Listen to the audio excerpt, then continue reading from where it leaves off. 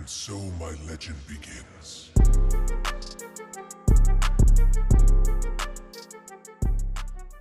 Hey guys, my name is Turkey and I'm a top 1500 support player. Welcome to part 2 of my Earth Spirit Guide. In this episode, I'm going to go over hero matchups and pairings, items and skill builds, as well as trying to give a basic blueprint of how each game of Earth Spirit should ideally play out. So let's get right into it.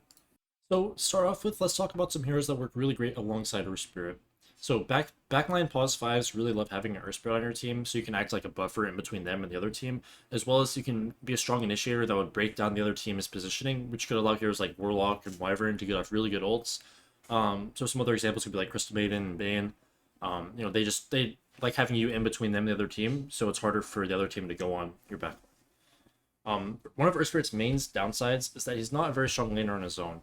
Especially at lower ranks, I would highly recommend that you suggest your offlaner pick a strong, preferably ranged hero. So I would describe Earth Spirit as like a steroid hero. When you pair him with another strong laning offlaner, he can enable them to be even stronger than they already are. But if you pair him with a weak early laner, such as like Bounty Hunter or Night Stalker, there's not really much that you can do in that lane.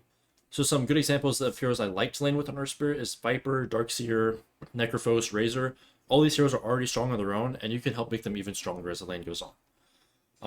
So I think Earth Spirit's a very flexible hero, and he can work with pretty much any team composition, so it's not really that big of a deal. It's just kind of stuff that'll make your game a little bit easier.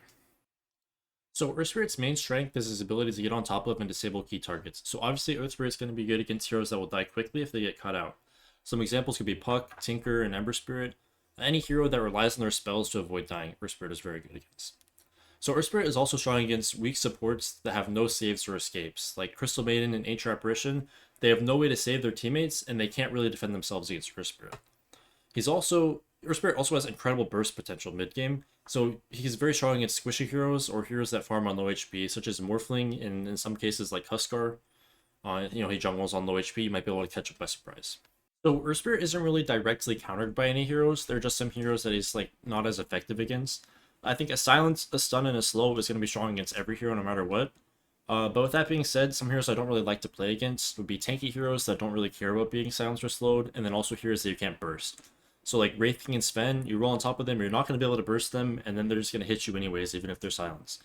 Also, he's weak against heroes that have any saves or dispels, such as Abaddon, Shadow Demon. Abaddon is very tanky, he has his ult, you're not going to be able to burst him, and he's just going to dispel any teammates that you go on. Same with Shadow Demon, he's just going to disrupt anyone that you go on, or disrupt you if you try and roll in. And then finally, any hero that can really exploit Earth Spirit's weak laning stage, such as Ursa, Shadow Shaman, these heroes are very strong early on, and you can kind of struggle to have impact in lane. So as I said before, Earth Spirit isn't really countered by heroes, he's more so countered by items. Any item that can dispel, such as Yules, BKB, Lotus Orb, they're a quick way to deal with Earth Spirit's abilities. Along with BKB just providing immunity to all of his spells. So you must be aware of what items your enemies will likely build and be ready to play around them. Many matchups will fluctuate throughout the game based on when they get certain items. So a good example I can think of is Juggernaut. So for the first few minutes in the lane, Earth Spirit's very, very weak against Jug, and you won't have your silence until level 4, and you don't really have enough damage to threaten him. If you roll on top of him, he's simply going to spin and likely kill you. But, several minutes later, around minute 9 to 19, Earth Spirit is very strong against Jug. He has no way to defend against Earth Spirit's silence, and is likely going to die to any gank. But a very common item on Jug is obviously Manta Style. So around 20 minutes, whenever Jug gets his Manta, then he has the ability to dispel Earth Spirit's silence, and then use his spin, giving him spell immunity. So that's kind of stuff you have to think about, where once certain heroes get certain items, it changes how you have to play around them. So throughout the game, you constantly need to be checking your items and be thinking about how those items will change the way you interact with them throughout the game. So moving on to skill builds and item builds. So they're both going to be the same pretty much 99% of games. With the skill build, you're going to go Rolling Boulder to level 1. Unless you need to secure the range creep for your offlaner, then you can go Boulder Smash to level 1. But from there, you're going to go level 3 Boulder Smash, and then level 4, you're going to put 1 point into grip.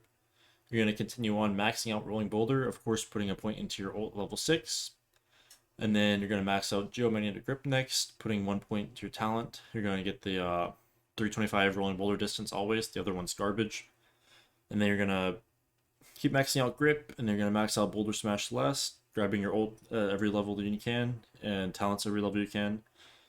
For the rest of the talents, level 15, I like the 120 boulder damage a lot more. In some scenarios, if you need to save somebody, or if they're pushing high ground super early for some reason, then that one can be good to push them back further. Level 20, the silence is usually better unless you're playing mid. And then the 0.6 stun is pretty much always the right choice.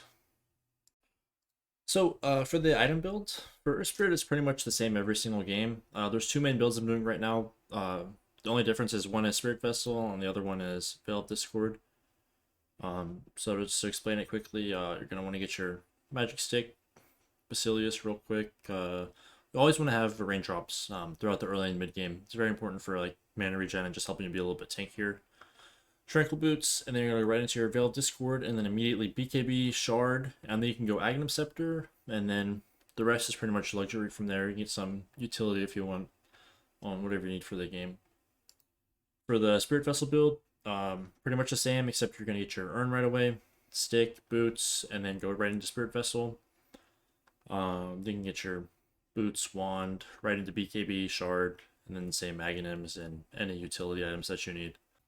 So the way I would decide between Spirit Vessel and Veil of Discord would mostly be whether or not it's a really, really good Spirit Vessel game, and then you don't have anyone else on your team that wants to go Spirit Vessel. So if they have like a Morphling or a Timbersaw that, and no one else, like your mid laner doesn't want to go Spirit Vessel, then you could go with that game. Or if you're like the only magic damage dealer on your team, then I might not go Veil. So to end off this video, I want to give you guys like a basic overview of kind of what Earth Spirit's job is in a Dota 2 game, just like a basic blueprint of what you can expect and what you should be thinking about when playing Earth Spirit. So these are like in order from start to finish throughout a game, kind of like what your objectives are. So to start off with, you want to try and give your off lane the best lane possible. Not every lane is possible to win with Earth Spirit just because of the way the hero works, but you can always like stack camps, you know, stuff like that, rotate. But you want to try and give them the best start possible.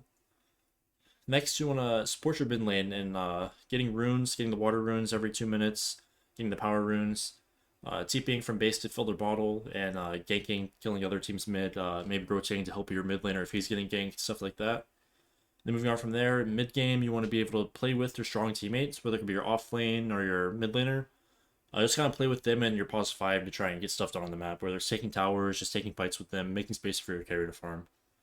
And then towards late game and team fights, your main job is to get on top of key targets. Maybe it's like a backline caster, like a Zeus or something. You know, try and get on top of him and disable him. And just overall disrupting team fights, going in with your BKB, silencing everyone, forcing attention on yourself, so that way your other heroes can kind of do what they need to do. Thank you guys for watching. I hope you enjoyed this episode. In the next episode, I'm going to get more into early laning stuff and kind of some basic gameplay. Hope you enjoyed watching. Please like, subscribe, and share. Thanks, guys.